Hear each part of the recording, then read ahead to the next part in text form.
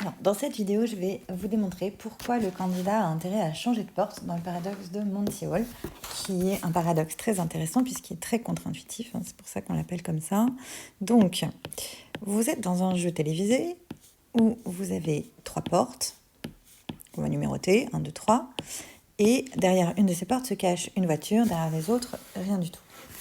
À ce moment-là, on vous demande de choisir une porte. Donc, mettons que vous choisissiez par exemple la porte numéro 1. Le présentateur du jeu, qui sait où se trouve la voiture, va alors ouvrir une des 2 portes qui ne contient pas la voiture. Lui n'ouvrira jamais la porte qui contient la voiture. Donc, mettons qu'il ouvre la porte numéro 2. Celle-ci est donc ouverte, on voit qu'il n'y a rien derrière. Et la question qu'on vous pose maintenant, c'est souhaitez-vous changer de porte et choisir maintenant la porte numéro 3 ou bien rester sur la porte numéro 1 ? Alors, une partie d'entre vous se dit ça ne change rien, mais vous avez tort, car en effet, il faut statistiquement, d'un point de vue mathématique, il faut changer de porte, puisque vous aurez alors 2 tiers de chance de gagner la voiture si vous partez sur la porte numéro 3. Et la raison pour ça, c'est que on vient d'apporter de l'information. Le présentateur, en ouvrant la porte numéro 2, a apporté une grande quantité d'informations. Une manière non mathématique de démontrer ça, c'est de dire qu'en effet, au début, vous ne rêvez pas, il y a bien 1 tiers de chance que la voiture se trouve derrière la porte 1, 2 et 3, sans problème, on n'a aucune information. Mais dès lors que le présentateur ouvre la porte numéro 2, le tiers de chance qu'il y avait derrière cette porte se reporte sur la porte numéro 3. Donc il y a maintenant 2 tiers de chance que la voiture se trouve derrière la porte numéro 3. Mais si vous n'êtes pas convaincu, on va le démontrer formellement en définissant d'abord des événements. Donc je vais définir les événements P. Donc P1, c'est la voiture se trouve derrière la porte numéro 1.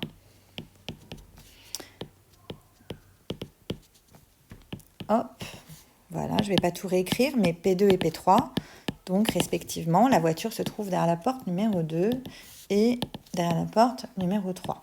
Voilà, on a besoin maintenant d'un autre événement qu'on va appeler O2, qui est que le présentateur ouvre la porte numéro 2. Hop. Et on va raisonner sans aucune perte de généralité en disant qu'on est dans cette situation exacte, c'est-à-dire que vous choisissez en premier la porte numéro 1 et que le présentateur ouvre la porte numéro 2 et ça fonctionnerait dans n'importe quelle autre situation. Donc la question qu'on se pose maintenant, c'est, très bien, donc au départ, on a effectivement que la probabilité de P1 est égale à la probabilité de P2 est égale à la probabilité de P3 est égale à 1 tiers. Et la question qu'on se pose, c'est que vaut maintenant cette probabilité ? Donc, quelle est la probabilité que la voiture se trouve derrière la porte numéro 3, sachant que le présentateur a ouvert la porte numéro 2. Donc, formellement, quelle est la probabilité de P3, sachant O2 ? C'est une probabilité conditionnelle qu'on va calculer avec la formule de Bayes. Donc, vous le savez. Si vous ne le savez pas, je vous l'apprends. Et donc, la probabilité de P3 sachant O2, c'est égal à la probabilité de O2 sachant P3 multiplié par la probabilité de P3, le tout divisé par la probabilité de O2. Voilà. Donc, on va s'intéresser déjà au numérateur. Probabilité de P3, on la connaît, on vient de dire, c'est 1 tiers. Probabilité de O2 sachant P3. Donc, posons-nous la question 2 secondes. Quelle est la probabilité que le présentateur ouvre la porte numéro 2 si la voiture est derrière la porte numéro 3 ? Alors, en fait, il n'a pas le choix, le présentateur, parce que si la voiture est derrière la porte numéro 3 et que nous, on a choisi la porte numéro 1, il est obligé d'ouvrir la porte numéro 2. Donc, cette probabilité vaut 1.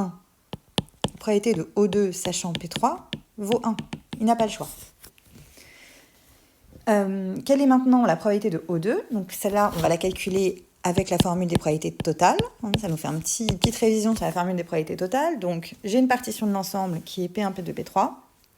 Et du coup, je peux calculer la probabilité de O2 comme étant la probabilité de O2 inter P1 plus probabilité de O2 inter P2 plus probabilité de O2 inter P3. Autrement dit, la probabilité de O2 donc se divise en 3 situations. La voiture est derrière la porte 1, 2 ou 3.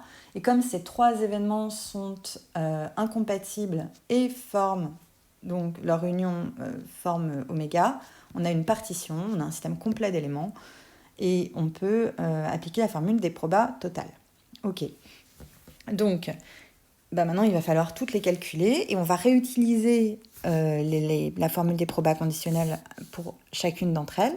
Donc, probabilité que O2 de O2 inter P1, c'est égal à la probabilité de O2 sachant P1 multiplié par probabilité de P1.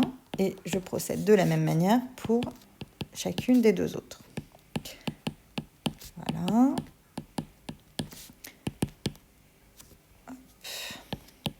O2 sachant P3, multiplié par la probabilité de P3. Donc, les probabilités P1, P2, P3, on les connaît, c'est 1 tiers. Et on a déjà calculé la troisième, donc O2 sachant P3, on sait que c'est 1. Donc on va se poser la question pour les deux autres, quelle est la probabilité que le présentateur ouvre la porte numéro 2, sachant que vous avez choisi la porte numéro 1, à ce moment-là, il y a une chance sur 2, sachant que la voiture est derrière la porte numéro 1, il va ouvrir n'importe laquelle, 2 ou 3, donc il y a une chance sur 2 qu'il ouvre la porte numéro 2. Quelle est la probabilité qu'il ouvre la porte numéro 2, sachant que la voiture est derrière? Absolument 0. Et quelle est la probabilité qu'il ouvre la porte numéro 2, sachant que la voiture est en P3? On l'a vu tout à l'heure, c'est 1. Voilà. Donc, on a 1 demi multiplié par 1 tiers, plus 0 fois 1 tiers, plus 1 fois 1 tiers, ce qui nous fait exactement donc 1 sixième plus 1 tiers, ce qui nous fait 1 demi.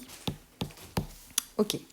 Donc, on sait que la probabilité de O2 vaut 1 demi et on peut calculer la proba finale. Donc, probabilité que la voiture se trouve derrière la porte numéro 3, sachant que le présentateur a ouvert la porte numéro 2, c'est égal à donc 1 fois 1 tiers divisé par 1 demi, sous vos yeux ébahis, 2 tiers. Il faut changer de porte.